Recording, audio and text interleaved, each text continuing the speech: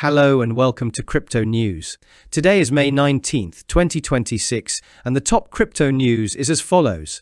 We will start today's episode and see how much the banks are coming towards crypto once again. We'll begin with Minnesota, which is legalizing custody services for coins for banks and credit institutions. From August 1st, they will be able to offer authorization to banks and institutions to provide custody services for digital assets with non-fiduciary capacity. Beyond Minnesota, we'll go to the United Kingdom, which also wants to come closer to crypto as it proposes almost 24-hour settlement, meaning transactions 7 days a week in order to prepare for tokenization. The only way to achieve these things is to use blockchain. Let's say that in the text. The Bank of England doesn't mention anywhere the use of blockchain yet, but everyone knows that only with the use of blockchain can it achieve these things. Regarding tokenization, we'll jump to America, where the SEC is expected to publish the innovation exemption for tokenized shares. Already from this week, the agency's innovation exemption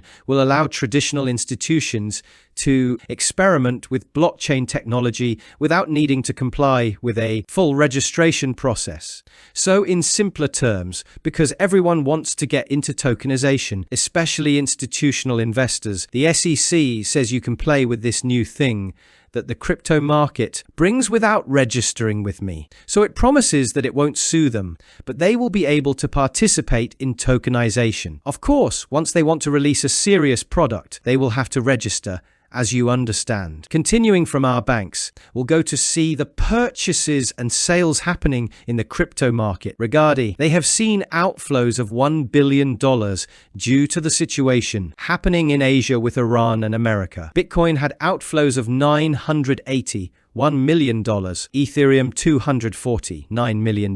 Despite all this, all the other crypto you see had inflows. XRP had $67 million and Solana $55 million. While the big ones are bleeding, from these ETPs, Bitcoin is being sold, while strategy never stops buying Bitcoin, and we learned that they bought another $2 billion or otherwise 24,869 Bitcoin. The total reserve of Mr. Saylor and MicroStrategy is now 843,738 BTC. Another company that bought Bitcoin is Capital B, a French capital management company that bought $15 million in Bitcoin. As for Ethereum, Mr. Tom Lee with BitMine bought $151 million. Moving now to our crypto, we'll start with Revolut, which is releasing the first physical card for Dogecoin. The special thing about this card that will make all memcoin enthusiasts want it is that every time you pay, those glasses that Dogecoin wears will light up essentially. So this is a card that surely everyone would want, and I don't have any affiliate link anywhere. Let's say now that Dogecoin's price didn't go up because Elon didn't make any tweet.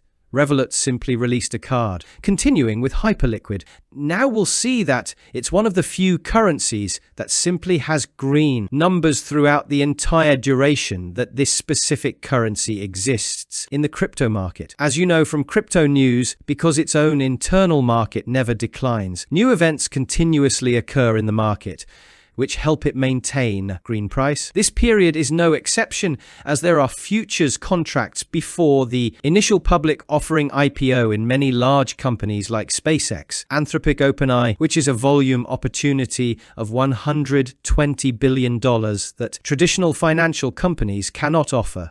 So everyone goes to Hyperliquid, whose market never sleeps. Let's say now that from Dune data 17 hours ago, Hyperliquid has $120 billion in volume and $17 million in fees. So it's no surprise that its price is green with such good on-chain statistic. Continuing with Ethereum, we'll go to something that I don't know if it constitutes a problem for the Ethereum Foundation or is something random. As in the last 2 to 3 months, at least 4 very large executives from the Ethereum Foundation research team have departed. Let's say we don't know if something is happening internally at the foundation and people are leaving, or if it's a random event and people happen to leave during the same period for personal reasons. We don't know what the real cause is.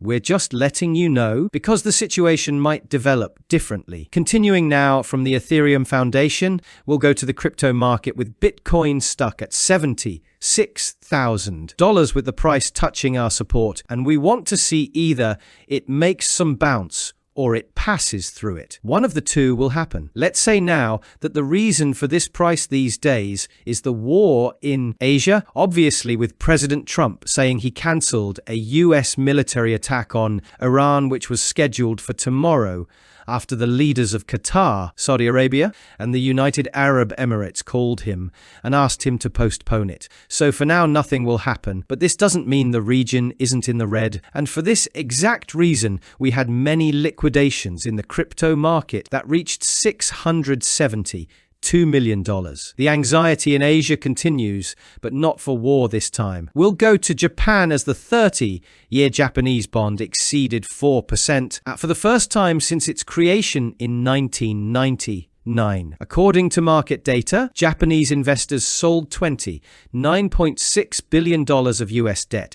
during the first quarter of the year. As you've already understood, when yields increase, money becomes more expensive and economic anxiety increases in mortgage, loans, rental assets, and risky assets globally. And which assets are considered the riskiest in the markets? Crypto, which everyone runs to sell to pay off the free loans they were taking from Japan. So it's something else we need to keep in the back of our minds. As you understand, that wraps up the top news for crypto. Today is May 19th, 2026.